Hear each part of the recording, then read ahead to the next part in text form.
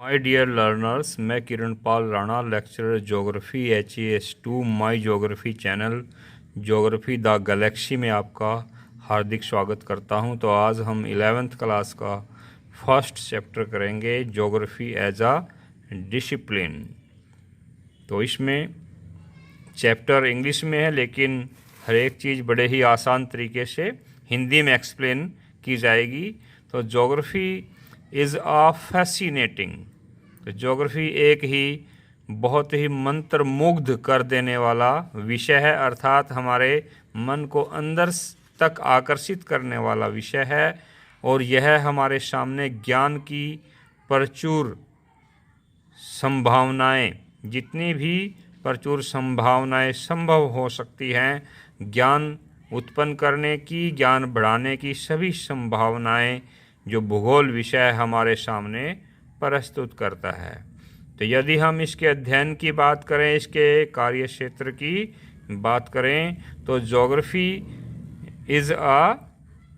Is primarily concerned with the surface of the अर्थ, अर्थात कि geography विषय में अर्थ सरफेस को प्रमुख रूप से स्टडी किया जाता है कि इस अर्थ सरफेस पर कौन कौन से नेचुरल रिसोर्सेज पाए जाते हैं, कौन कौन से भौतिक संसाधन यहाँ पर पाए जाते हैं, और इस अर्थ सरफेस पर कौन कौन सी ह्यूमन एक्टिविटीज़ को मनुष्य अंजाम देता है।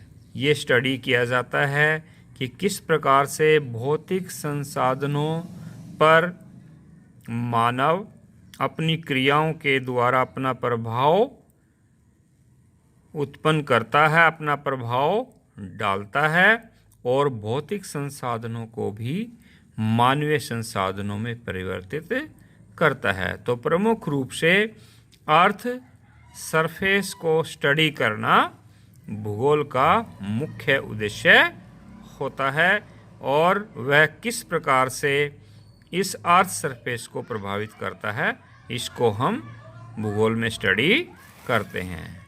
तो यदि हम ऐतिहासिक दृष्टिकोण लेते हैं, तो प्रारंभ में मनुष्य टेक्नोलॉजिकली इतना एडवांस नहीं था। वह हंटिंग करता था, गैदरिंग करता था, एकत्रीकरण और संग्रहण का कार्य करता था। उसके पास इतना तेज़ दिमाग नहीं था, टेक्नोलॉजी नहीं थी। धीरे धीरे उसके दिमाग का विकास हुआ, उसने डोमेस्टिकेशन शुरू किया, पशुपालन शुरू किया, जानवरों को, पशुओं को पालतू बनाना शुरू किया, और फसलें उगानी शुरू की। और यदि हम आज आधुनिक मानव की बात करते हैं, तो आज आधुनिक मानव बहुत ही सोफिस्टिकेटेड जीवन और टेक्नोलॉजिकली एडवांस जीवन जीता है, एडवांस सोसाइटी में रहता है, बहुत ही उन्नत तरीके से जीवन जीता है। तो जैसे कि हमने कहा कि भूगोल का संबंध पृथ्वी की सरफेस से है, तो देयर आर स्पेशियल वेरिएशंस। जो पृथ्वी की सरफेस है, उस पर जो पाए जाने वाले संसाधन हैं, जो नेचुरल इन्वायरमेंट है, वह स्थान के अनुसार और समय के अनुसार परिवर्तित होता रहता है। एक स्थान से दूसरे स्थान के नेचुरल इन्वायरमेंट में और कल्चरल इन्वायरमेंट में, सोशल सेटअप में वेरिएशंस पाई जाती हैं। स्पेशियल वेरिएशन, क्षेत्रीय विभिन्नताएं जिसको बोलते हैं। तो टाइम और जो स्थान है इनको प्रभावित करता है, इसके अनुसार ये परिवर्तित होती रहती हैं। तो यदि हम पृथ्वी को समझना चाहते हैं, भूगोल को समझना चाहते हैं, तो ग्लोब उसमें हमारी बहुत ज़्यादा सहायता करता है। ग्लोब पृथ्वी का हूबहू प्रतिनिधित्व करता है, लेकिन यह कई बार कन्वीनियंट नहीं होता, हर एक परिस्थिति में यह उपयोगी नहीं होता। तो इसलिए हम मैप भी प्रयोग करते हैं। तो उद्देश्य के अनुसार मैप प्रयोग करना है या ग्लोब प्रयोग करना है, उसमें परिवर्तन होता रहता है।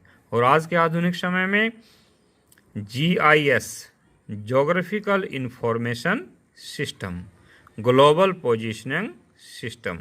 तो ये जो सिस्टम है कार्टोग्राफी, कंप्यूटर कार्टोग्राफी, तो कार्टोग्राफी या मैप वर्क जो है मानचित्र के कार्य में इन सिस्टम्स ने बहुत बड़ी हेल्प की है, जो कि भूगोल के अध्ययन में एक बहुत ही परिवर्तन आया है।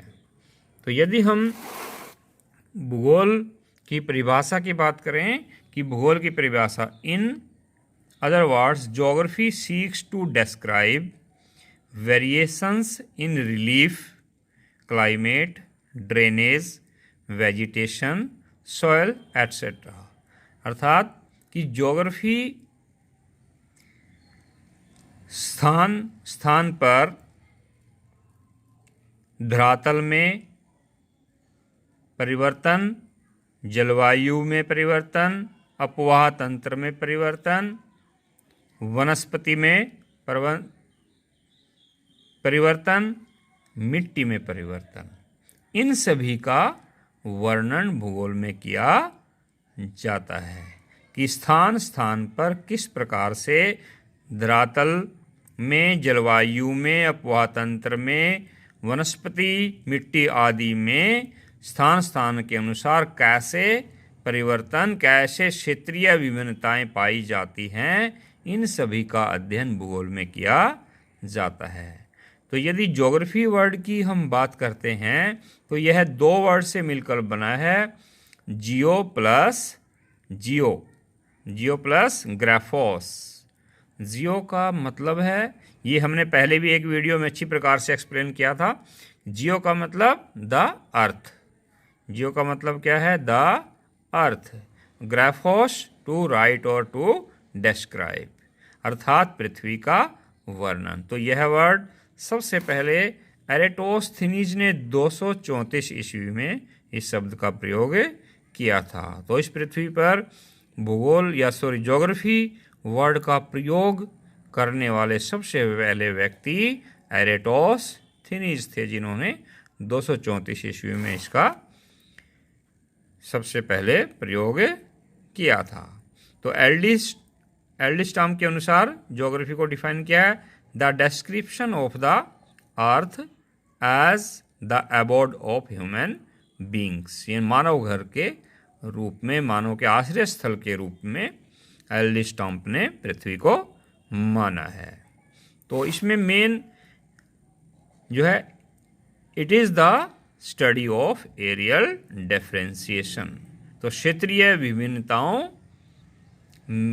के अध्ययन को इसमें प्राथमिकता दी जाती है। रिचर्ड हार्टसॉन ने डेफिनेशन दी है, geography is concerned with description and explanation of areal differentiation. तो सभी में अर्थ सरफेस पर जितने भी एरियल डिफरेंशिएशन किए पाए जाते हैं, उनका डिस्क्रिप्शन और एक्सप्लेनेशन ही ज्योग्राफी है या ज्योग्राफी का इससे संबंध है।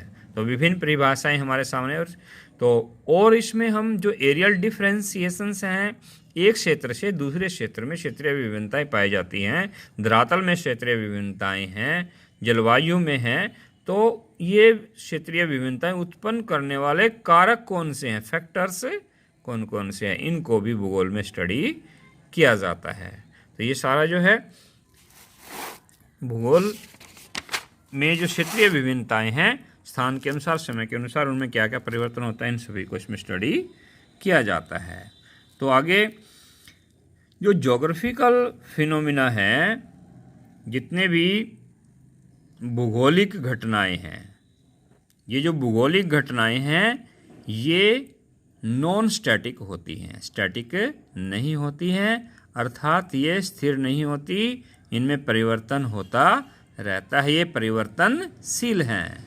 ये सभी भूगोलिक घटनाएं परिवर्तनशील रहती हैं, हाईली डायनेमिक होती हैं और एवर चेंजिंग होती हैं, सदा परिवर्तनशील रहती है। तो जितने भी ज्योग्राफिकल फिनोमिना हैं, इन सभी में परिवर्तन होता है। The change in physical and human phenomena is the result of interactive process between ever changing earth and untiring and ever active human beings, कि मनुष्य या मानव के बीच में होने वाली जो क्रियाएं हैं, होने वाली क्रियाओं का जो प्रोसेस है, उसके कारण क्या क्या परिवर्तन आए हैं, कौन कौन से फिजिकल संसाधन उत्पन्न हुए हैं, कौन से सांस्कृतिक संसाधन या मानवीय संसाधन उत्पन्न हुए हैं, तो इनको प्रमुख रूप से इसमें स्टडी किया जाता है। जैसे कि हमने पहले भी बताया था कि जो भी भौतिक संसाधन हैं, इन सभी भौतिक संसाधनों पर मानव अपना प्रभाव डालकर टेक्नोलॉजी के द्वारा, साइंटिफिक डेवलपमेंट के द्वारा, औजारों के द्वारा, मशीनों के द्वारा जो परिवर्तन करता है, नए संसाधन उत्पन्न करता है, उन्हें हम मानवीय संसाधन कहते हैं। तो अर्थात मानवीय संसाधनों को और भौतिक संसाधनों को, दोनों को भूगोल में स्टडी किया जाता है। तो आजकल जो है modern technology has helped man in modifying the limits sets nature loosening the shackles of physical। तो जो मानव की क्रियाएं हैं, मानव की जो एक्टिविटी हैं, मानव का जो लाइफस्टाइल है, वो ज़्यादातर भौतिक पर्यावरण के द्वारा ही निश्चित होता है, उसकी क्रियाएं उसके द्वारा ही निश्चित की जाती हैं। लेकिन मॉडर्न टेक्नोलॉजी की वजह से, साइंटिफिक डेवलपमेंट और टेक्नोलॉजिकल एडवांसमेंट की वजह से आज मनुष्य ने भौतिक पर्यावरण की इन बेड़ियों को, इन सैकल्स को तोड़ दिया है। इनको तोड़कर मनुष्य ने अर्थ सरफेस पर इन प्राकृतिक संसाधनों पर, प्रकृति पर अपनी विजय पाली है। बहुत से कार्य ऐसे किए हैं जिनको देखकर व्यक्ति या हम कोई भी अचंभित रह जाता है। तो इस सभी ये टेक्नोलॉजिकल एडवांसमेंट, समय के अनुसार स्थानों में क्या परिवर्तन हुआ, कौन कौन से नए, तो इन सभी को इसमें स्टडी किया जाता है। यदि हम निष्कर्ष पर पहुंचते हैं तो भूगोल जो है निम्नलिखित 3 प्रश्नों के उत्तर देने का प्रयास करता है। सबसे पहला प्रश्न है व्हाट, क्या। व्हाट क्या मतलब कि कौन कौन से संसाधन उस स्थान पर मौजूद हैं, कौन कौन से नेचुरल एंड कल्चरल फीचर्स वहाँ पर मौजूद हैं। तो इसमें व्हाट में इस क्वेश्चन का आंसर देने का प्रयास किया जाता है। वेयर का मतलब डिस्ट्रीब्यूशन, कहाँ पर ये संसाधन, कौन से संसाधन कहाँ पर हैं और कहाँ पर नहीं है, इनका वितरण कैसा है। जो नेचुरल रिसोर्सेज हैं और जो कल्चरल फीचर्स या रिसोर्सेज हैं, ये कहाँ पर हैं, कहाँ पर नहीं है, कहाँ पर कम है, कहाँ पर ज़्यादा हैं। तो इसका डिस्ट्रीब्यूशन वेयर में इस क्वेश्चन का आंसर देने का प्रयास किया जाता है। वाई का मतलब क्यों, क्वेश्चन मार्क यहाँ पर लगता है कि यहीं पर ही क्यों हैं, कि कोयला झारखंड में ही क्यों है, जो खनिज संसाधन है भारत में वो छोटा नागपुर के पठार के क्षेत्र में ही क्यों हैं। तो इन सभी, इस प्रश्न का उत्तर वाई में देने का प्रयास किया जाता है। तो ये हमारा जो है भूगोल का, उसकी प्रकृति और कार्य क्षेत्र से संबंधित थोड़ा सा प्रयास मैंने आपको समझाने का किया है। तो यदि आपको मेरा लेक्चर अच्छा लगा है, शेयर करें, सब्सक्राइब करें, सब्सक्राइब करने के लिए कहें, लाइक करें, और आगे भी आने वाले समय में आगे आपको नेक्स्ट वीडियो, वैल्यूएबल और एजुकेशनल वीडियो सेंड की जाएगी, अपलोड की जाएगी। Thank you.